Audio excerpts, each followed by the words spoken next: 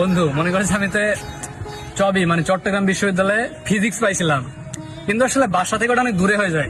এই জন্য এখানে কি একটা নর্মাল সাবজেক্ট নিয়ে ভর্তি হয়ে গেলাম। তুই না জিএসটি তে 33 পাইলি আর ভর্তি হলে কোটা নিয়ে। এই কাট কাট কাট কাট কাট।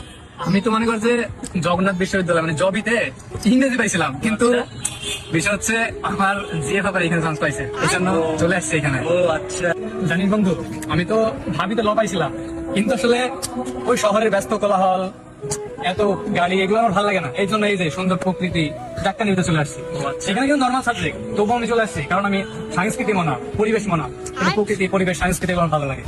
বন্ধু আমি তো জাহাঙ্গীরনগর বিশ্ববিদ্যালয়, ওইখানে তো আয়ার পাইছিলাম, কিন্তু আসলে ওদের বিল্ডিং মানে ছোট ছোট পাঁচতলা বিল্ডিং, শুধু বনাঞ্চল, এই পোলাপান কি দুষ্টু, এই শুধু ঝোঁকে ছাড়ে। এই জন্য ভাই ওই দুষ্টু পরিবেশ না থেকে এখানে একটা লো লেভেল সাবজেক্ট পাইছি, কিন্তু তাও চলে আসছি কারণ ওই দুষ্টু প্রকৃতিতে আমার সাথে মানে এটা জাস্ট চাই না, এখানে চলে আসলাম। এখানে আয়ার মানে কিসের আয়ার, আগে নৈতিকতা, নৈতিকতা ঠিক রাখার জন্য এখানে চলে আসছি, ওইখানে তো নৈতিকতা ঠিক নাই। কি রে, ওই যে ভর্তি বাণিজ্যে যে লবিং লিস্ট, ওটা লিস্টে পাবলিশ হয়েছে, দেখছস নাকি? হ্যাঁ মানে 3 নম্বরে তোর নাম দেখলাম ভাই। তুই না বললি যে তুই কই কই অমুক অমুক জায়গায় চান্স পাইছস, 3 নম্বরে লবিং এর জায়গা তোর নাম দেখলাম ভাই।